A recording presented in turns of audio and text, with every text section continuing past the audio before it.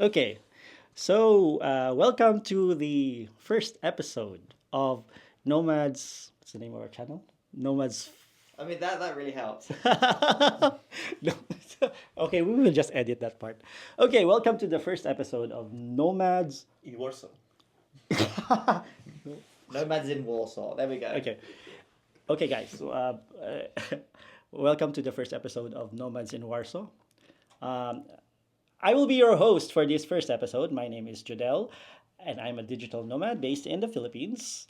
And it's my honor and pleasure to be joined today by two handsome gentlemen. Over here on my right side is Ross from the UK. He's also a digital nomad. And later on, he'll give a brief background on what he does. And to my left is Romek from Poland. Okay, so actually, there's a lot of topics when you think about it, there are a lot of topics that you can talk about being a digital nomad. But I guess the first thing that probably our audience would like to know is how do you guys make money? Okay, let's probably start with Ross. How do you make money, Ross? With a lot of fucking hard work. Really? Okay.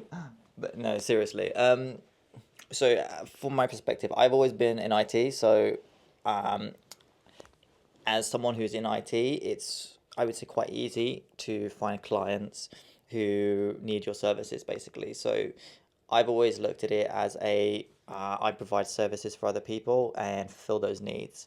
So, when I first started out, I essentially just went on to sites like LinkedIn, Upwork, Fiverr, just using that as a lead generation tool to basically find clients who would need my services. So I focused what I was going to be working on onto a very specific niche thing and catered my whole profile, everything that people would read online around that specific niche, and essentially advertise that as what I could do. That is the what I would be the expert at that.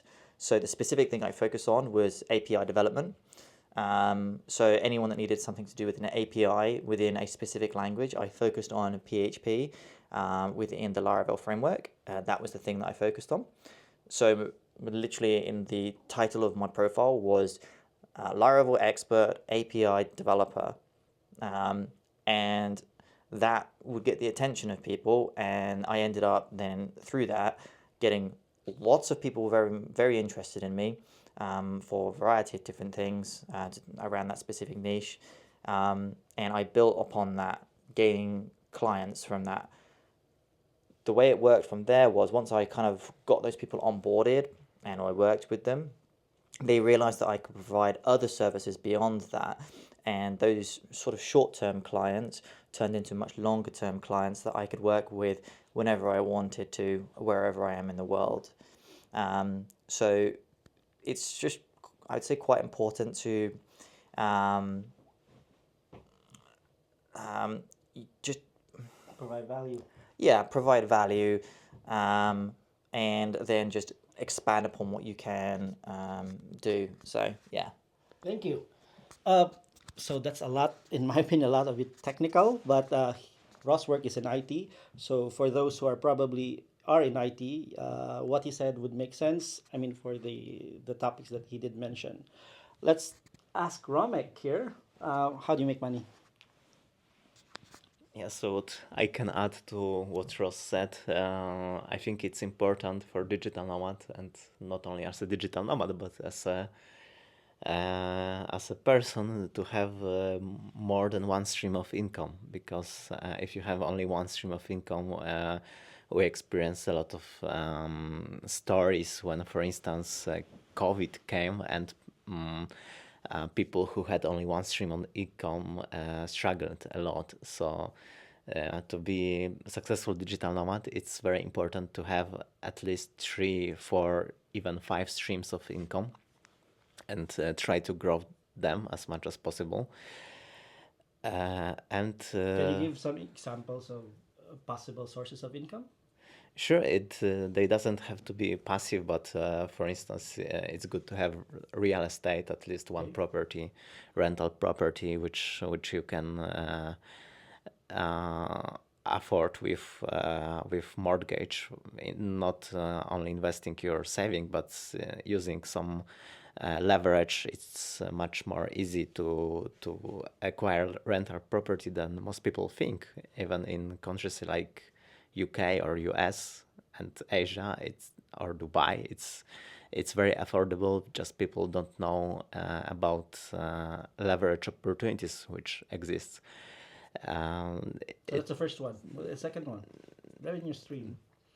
yeah, of course, you can build also like multiple online sources of income, like content size. When you post a lot Mm-hmm. of content and you have some ad revenue, Mm-hmm. you can do YouTube and make AdSense revenue.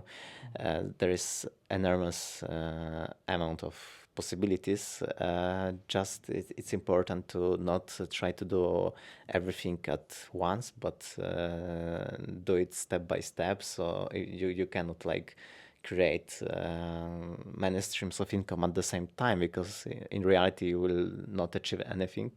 It's important to focus on one thing. Then once you complete your goals, you can go to the next thing. But it's important to have this long-term vision, to have more than one stream of income.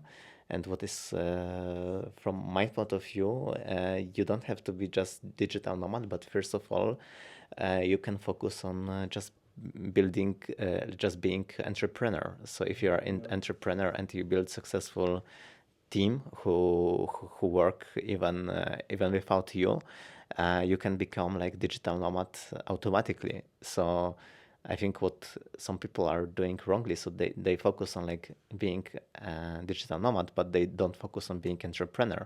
But when you reverse it and do opposite, like focus on being entrepreneur, and you build some team or some successful startup, you became a digital nomad like automatically. And if you reverse this thing, maybe it's more faster and easy way to go for most of the people. Okay. So thank you. Just to recap, so we've heard from Ross side. He's more on the IT side, so he offers services to his clients. That's one. So we're going back to the question: how do they make these guys make money? So he does it from an IT perspective. Romik here says that I think if I were, I mean, correct me if I'm wrong. You were saying that in order for you to make money, you need to go this with an entrepreneurial spirit. Okay, you need to have this revenue model. You can build teams, and that affords you to become a digital nomad. And I think you did mention as well of having multiple streams of income to Yeah. support that lifestyle. Ross, would you like to add anything else before I I say certainly do. Something that Romek said about focusing on becoming a digital nomad versus focusing on um, entrepreneur? being an entrepreneur. I I completely agree with that, and I honestly have seen that so many times with so many people that they focus so much on the travel, the being a digital nomad, the good side of it, that they neglect or sometimes ignore the more important things, which ultimately enables the whole life, making money. Um, so I think it's incredibly important that your main focus should be on the hard stuff, not the easy stuff, which is the making the money bit, being an entrepreneur.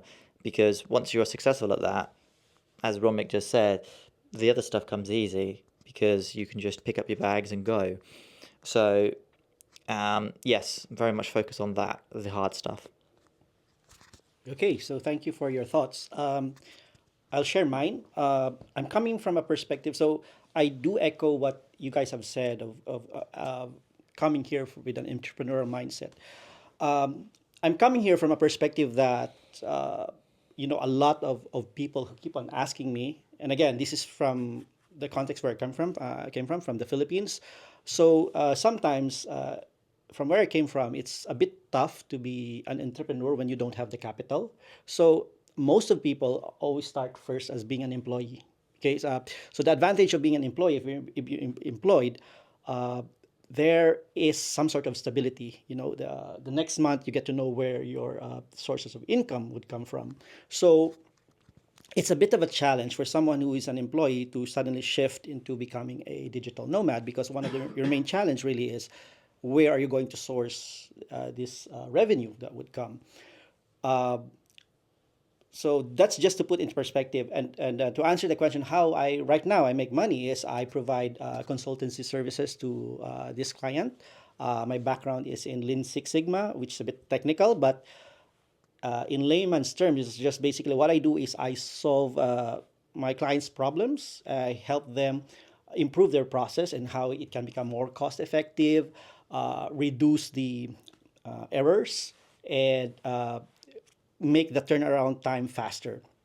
But before I shifted into this consultancy business, I was an employee also. Okay.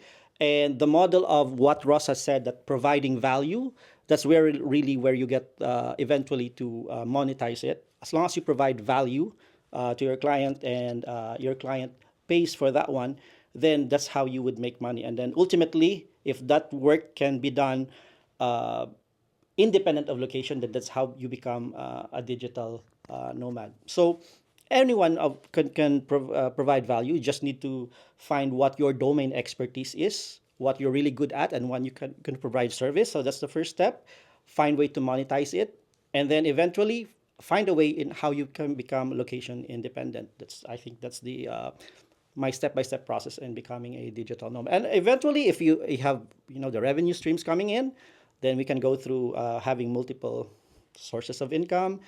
You can use the extra capital that you have to pursue your entrepreneurial drive if you would want. Okay, I hope that answers. Or would like to add anything on that before we shift to the next topic? Yeah. Okay.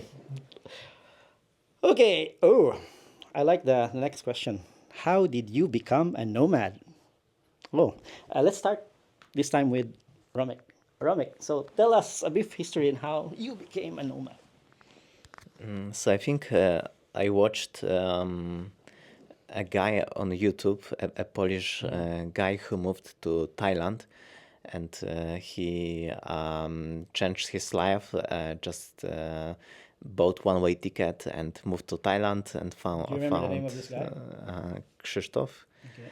And when was this? he's doing some YouTube coaching videos.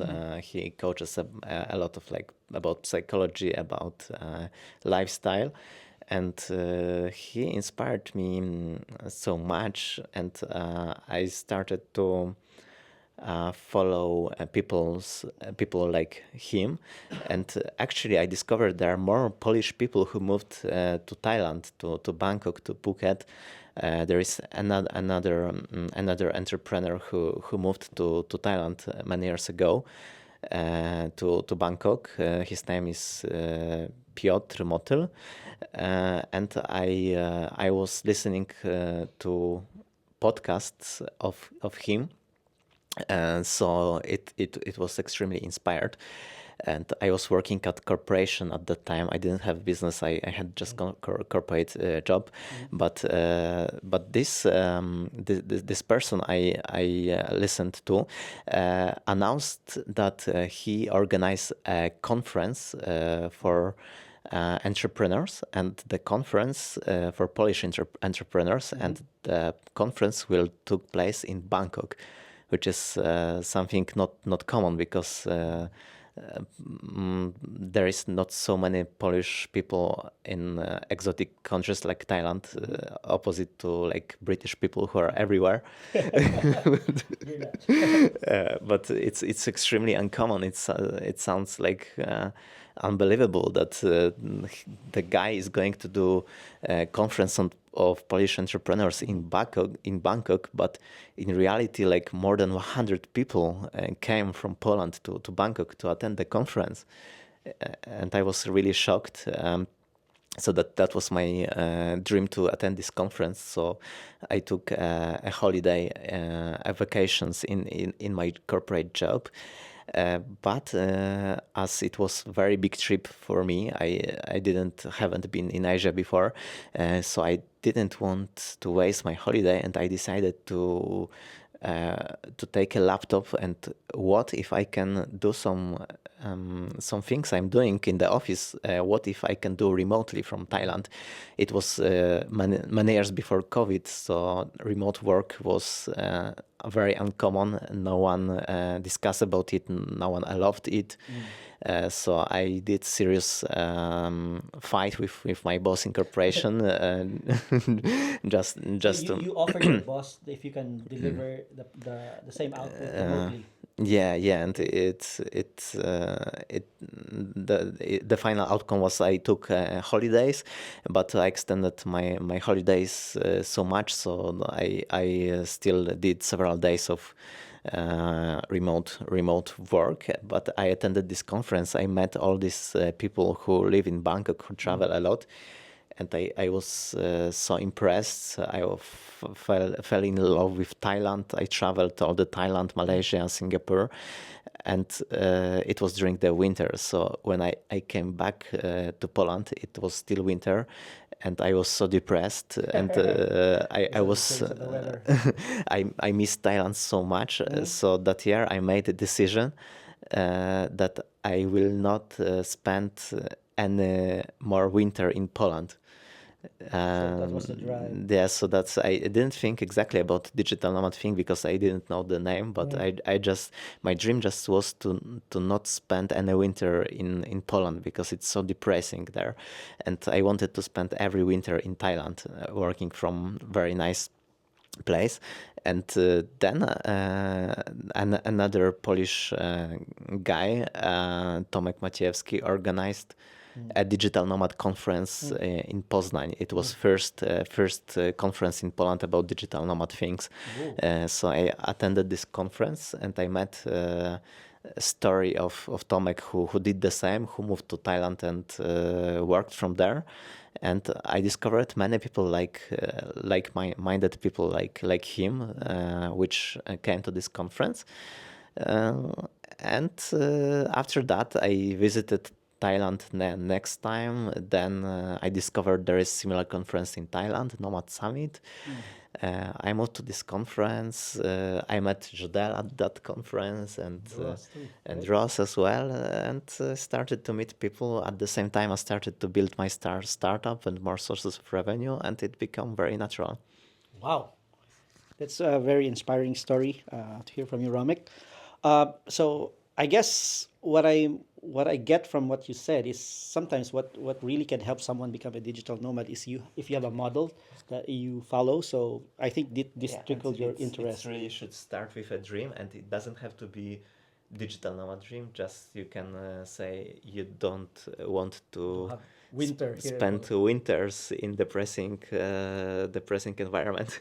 Wow, that's a good motivation, and congrats that you've made that leap of faith. Okay, so let's turn to you, Ross. How did you become a digital nomad? I think, to be honest, it's pretty much the same as Romik, at least from the beginning. I watched a YouTube video of a guy who was living in Thailand. Actually, no, at the time he was in Saigon. His name is Riley Bennett. That's a shout out to Riley. And he was in Saigon and he was talking about doing Amazon FBA. And at the time, I was living in London, doing a corporate job that I definitely didn't see as my future. And I was trying to find things that or basically I felt like something was missing out of my life. Like my life could be so much more. And then when I saw this video of him saying like, I'm doing Amazon FBA, I'm living in Vietnam, my bills are like 1,000 US a month. And, this is what my lifestyle is like, this is where I'm living. My rent was like 250 US. And when I saw that, I thought I could be anywhere in the world and just the life would be such an adventure. So it inspired me to pursue this life. So that's kind of like how it all initially started, because at that time I was doing the corporate job. I've been doing it for a good 6 years. Like, the traditional route, university. And I just wasn't feeling fulfilled because it was waking up every day, getting on the London Underground, which is our MRT, um, and it's smelly, it's noisy, it's like you're in rush hour every morning. You turn up, you're at your desk at 9 in the morning, meetings, the same faces, the same things every day. So it was like I hated that, and I saw this incredible life. So in the beginning, it was very much doing what I shouldn't do, which is focusing on the good things when I should have focused on the money. Um, but that quickly changed when the reality happened. So what I did was I took a 2 week trip to Thailand just to kind of really flesh out, because taking such a gamble like that, without kind of going there for a holiday, I thought was kind of stupid. So I decided I'm going to take a 2 week trip over there, and I landed in Bangkok.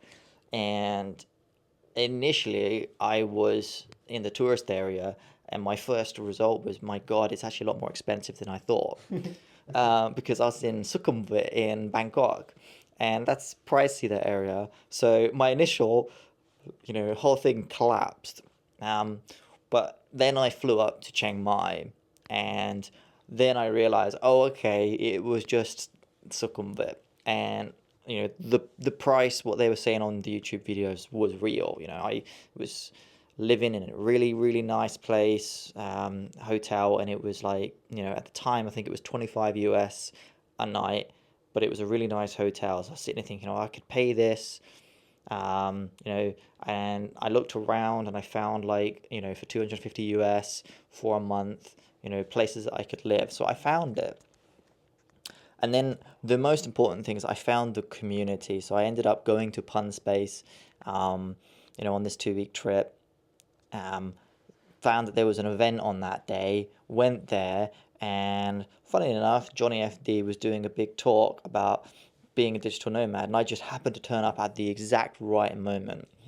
So I was very, very lucky, and there was 70 people there in this event, and I just got talking to lots of different people.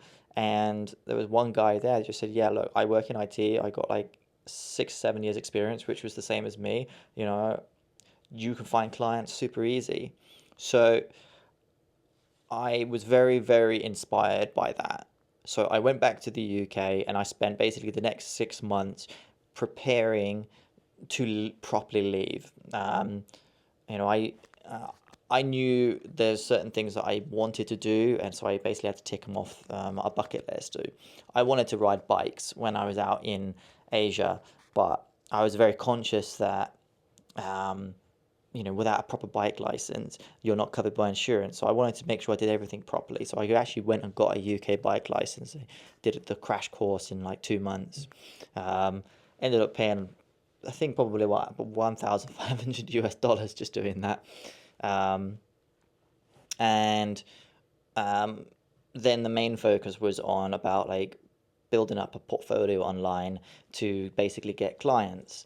And I said to myself, but before I leave, I want to make sure that I have made at least $100 completely online through clients. And so I ended up ticking off a $100 client just before I decided to book my flight.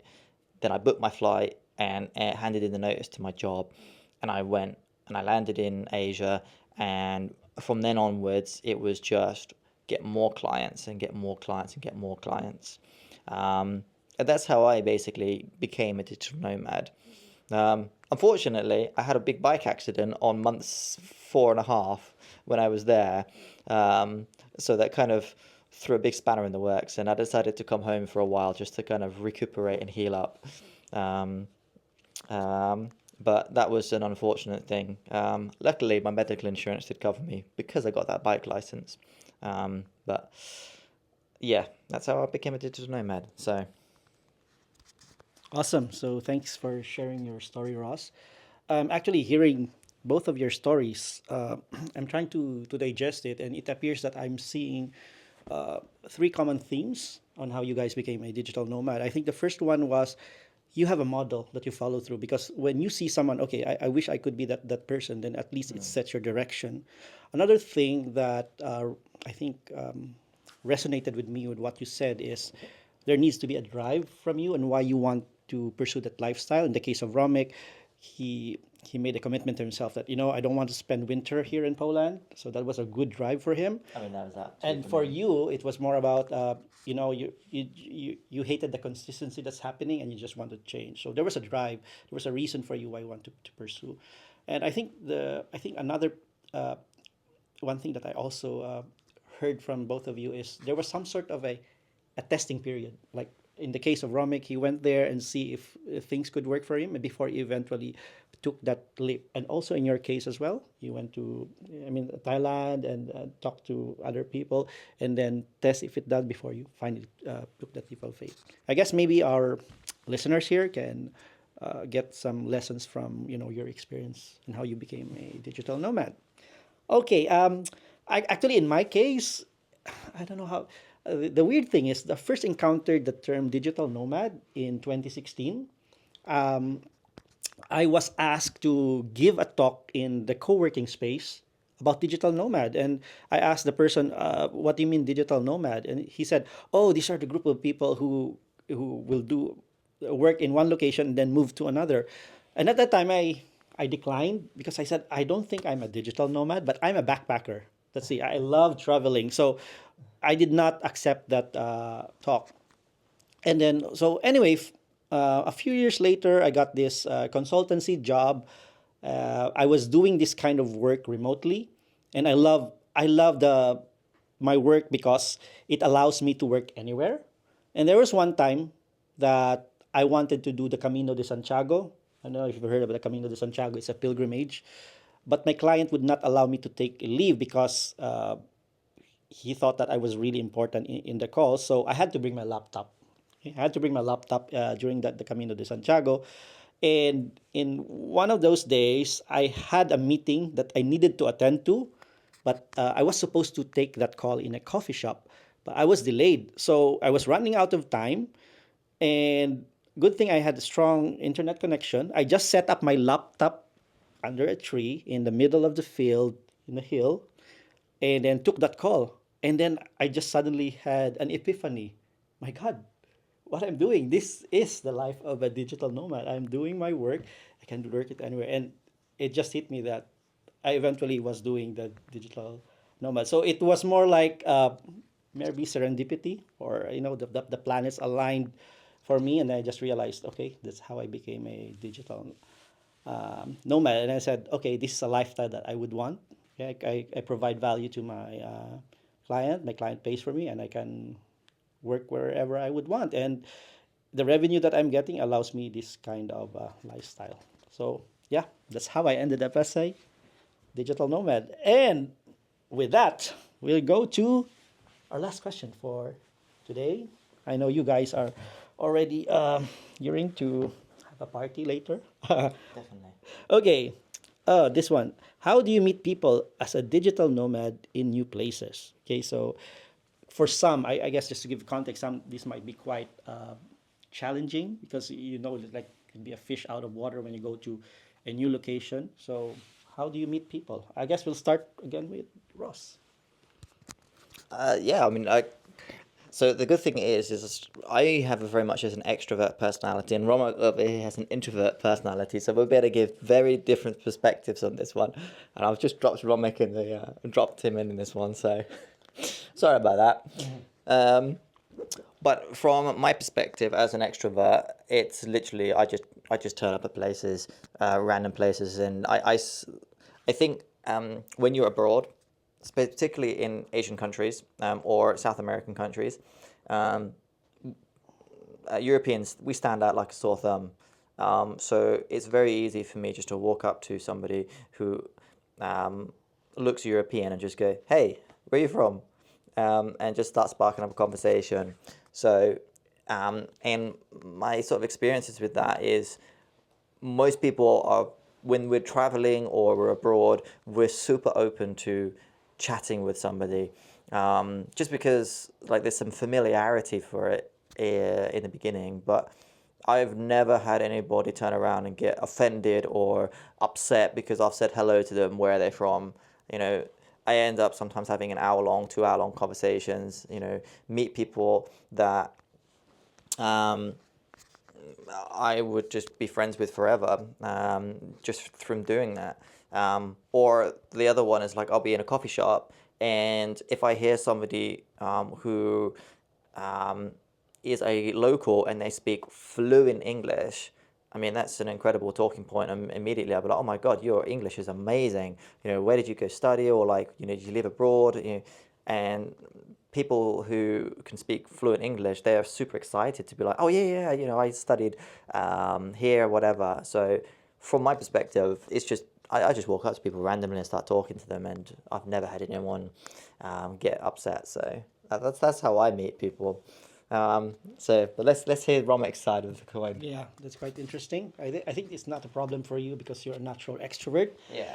Where let's see from someone who's on the other side of the spectrum. I'd be curious. Yeah, so I'm not expert in this area, so I'm not sure if if I'm the best person to answer this question. But from my experience, the most people I met is using conferences and meetups.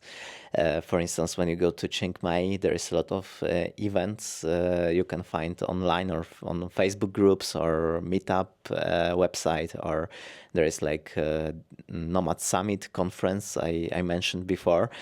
So when you go to event like that, there are amazing people, and what's the best thing that all that people have something common. So you have immediately you go to the conference, and immediately you have a lot of common topics for discussion. So I think that's the most natural, the most easy way to meet like-minded people using meetings and conferences. How do you, by the way, just to clarify on that, how are you able to find those meetings? Is it through Facebook groups or you just Google it? How do you stumble upon this meeting? Yes, so in reality, the Nomad Summit was event recommended to me by friends. So I didn't hear it before; just my friend recommended it. But once you go there, you meet people who are attending also different events. So it's like automatically. So you attend one event, you meet people. So people recommend you what's the next event for you, and it becomes very automatic. And if you are coming to events like that, you meet sometimes the same people who introduce you to new people, and it becomes very automatic. So first of all, I would recommend you to use conferences and events in the area you like. I met also many people like using Instagram, for instance. I saw some like there's a very useful function to tag locations.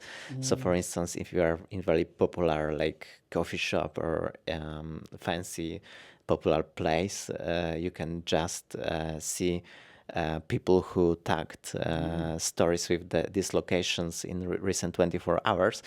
And I just do for my research just to find new places this thing. And by accident, I saw, for instance, that people I follow or who are followed by my friends, and we have very common friends, even we are at other side of the world. So we still so the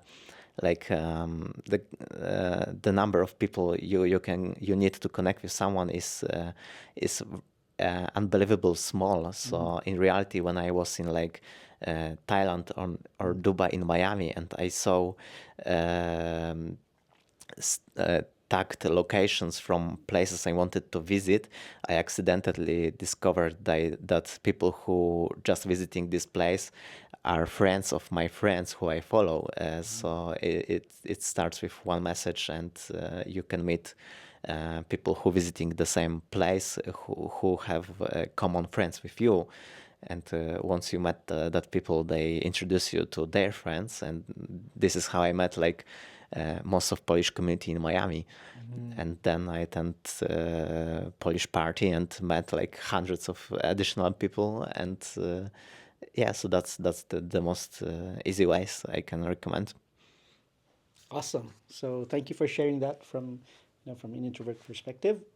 I guess I will have to also share my, my process in terms of meeting people.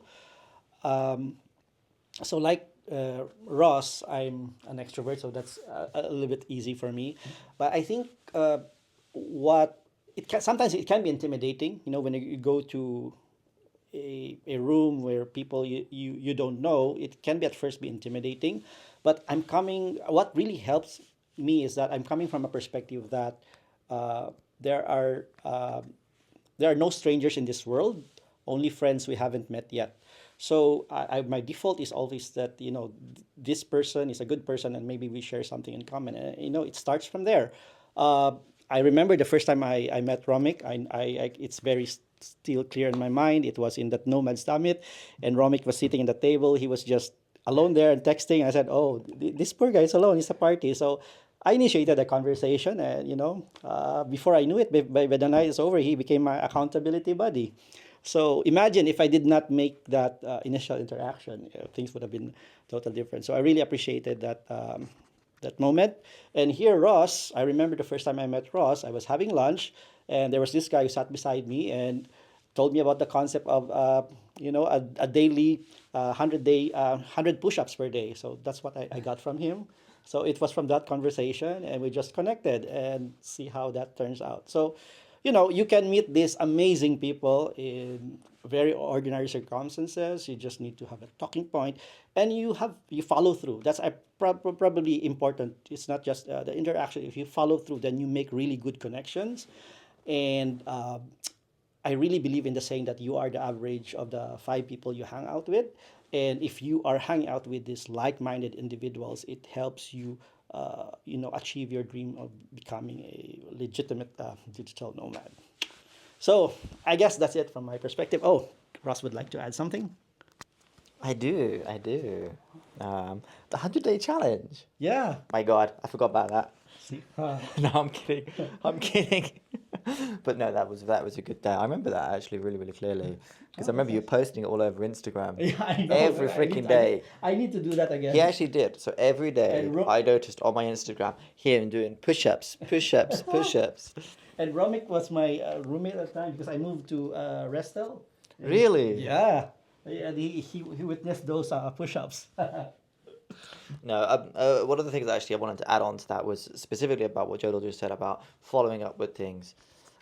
Like specifically with me, because I'm very free and I move around a lot, you know, I do have to be the one who actively chases after people because I'll this like even when coming back to the UK, family and friends, because they don't necessarily know that I'm in the country, so I have to kind of ping them messages and hey, I'm around for 2 weeks, let's hang.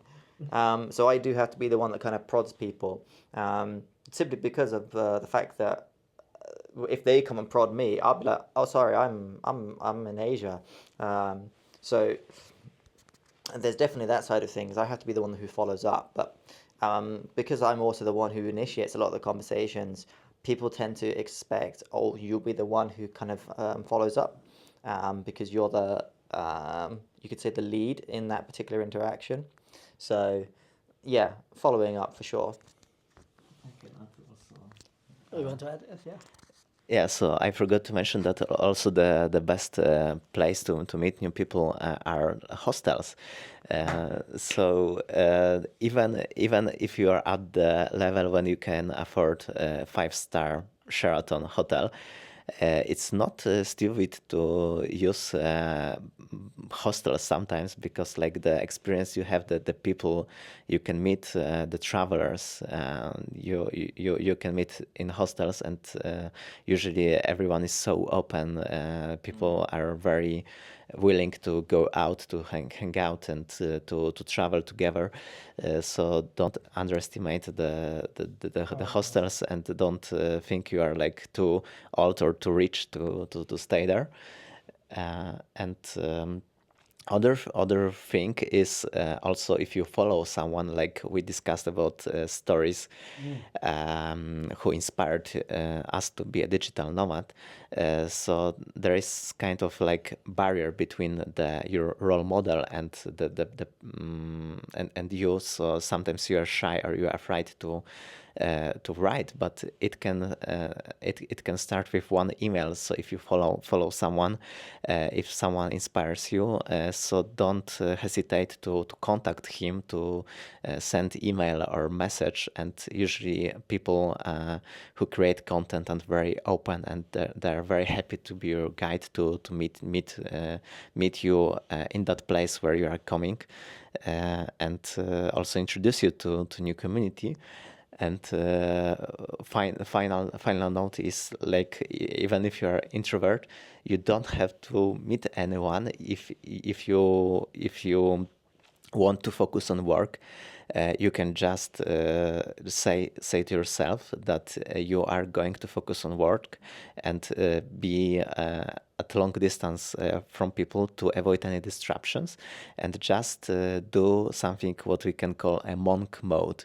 So just focus on your business, just focus on work and on yourself or on sport, and don't meet anyone, and it can give you a very good boost in your business, because without any disruptions, without any social disruptions, you can do much work, and it's also okay to travel and not meet anyone.